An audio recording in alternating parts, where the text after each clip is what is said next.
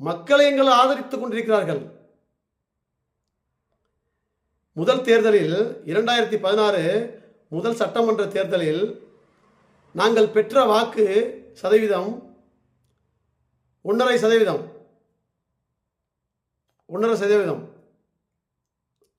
2019 மக்களவைத் தேர்தலில் நாங்கள் பெற்ற வாக்கு சதவீதம் 4 மடங்கு அதிகம், 4.5%.